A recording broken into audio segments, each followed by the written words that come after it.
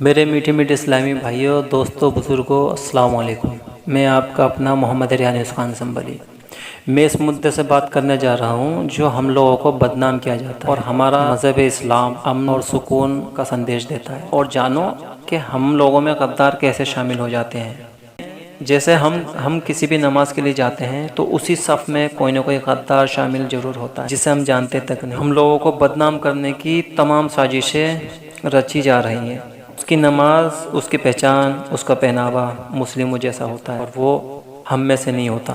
ان غداروں کا بھیجا ہوا وہ مسلم نہیں ہوتا، وہ ان کا بھیجا ہوا غدار ہم لوگوں میں شامل کیا گیا ہوتا ہے جو ملک میں امن و سکون خراب کرنا چاہتے ہیں، اور وہی لوگ ہی ہم لوگوں کی طرف سے اینٹ پتھر پھینکنا شروع کرتے ہیں۔ پھر سامنے سے بھی جواب میں اینٹ پتھر برسنا شروع ہو جاتے ہیں۔ ہم یہ نہیں جانتے کہ وہ ہم میں سے ہے یا کوئی اور غیر ہے، بس اس نے پھینکا ہماری طرف، پھر ہم پہ بھی پتھر برسنا شروع ہو گئے۔ اور پھر بعد میں ہوتا کیا ہے، جو مسلمان ہوتے ہیں وہ سمجھتے ہیں کہ ہم کمزور تھوڑے ہی ہیں، ہم ڈرتے کسی سے نہیں ہیں، اور جوش میں آ کر پھر ویسے ہی ہم کر جاتے ہیں جیسا کہ وہ غدار چاہتے تھے کہ آپ کا امن و سکون بھرا پروٹیسٹ جھگڑے کے روپ میں جانا جائے۔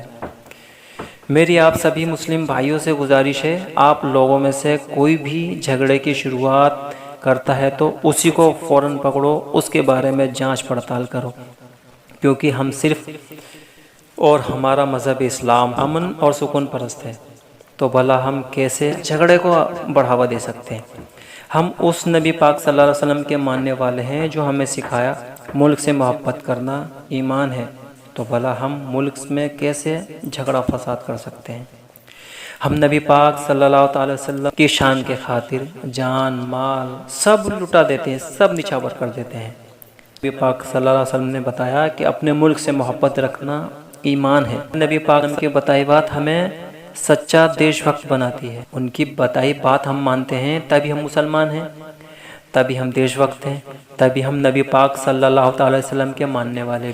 ملک سے محبت ایمان ہمارا، ان کا کلمہ پڑھ کر مکمل ہوا ایمان ہمارا۔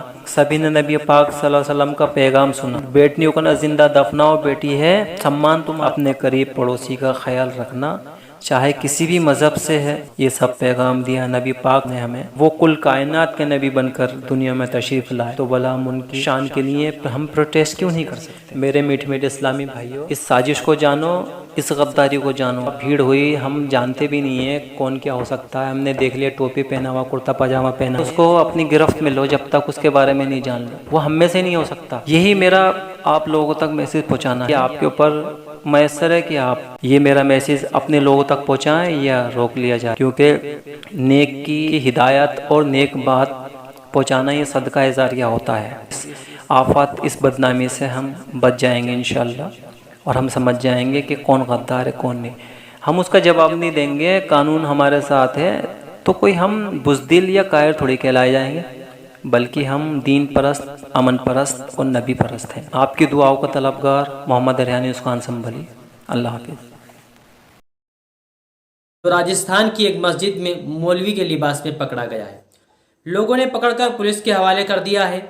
اگر اس کی جگہ کوئی مسلمان ہوتا تو گودی میڈیا، جو بھاڑ میڈیا ہے، گوکھور میڈیا ہے، تو یہ اتنا کودتی، اتنا شور مچاتی جسے کہ اپنی اماں کے مرنے پر بھی شور نہیں مچاتی۔ جس طرح یہ مسجد میں پکڑا گیا ہے، اسی طرح اگر کوئی مسلمان مندر میں پکڑا جاتا تو یہ بھاڑ میڈیا جو ہے تو اس پر ہزاروں الزام لگاتی۔ اب دیکھنا یہ ہے کہ بی جے پی حکومت اس پر کون سا قانون چلاتی ہے۔ ناظرین کرام، اس خبر سے متعلق آپ کیا کہنا چاہتے ہیں؟ کمنٹ کر کے ضرور بتائیں۔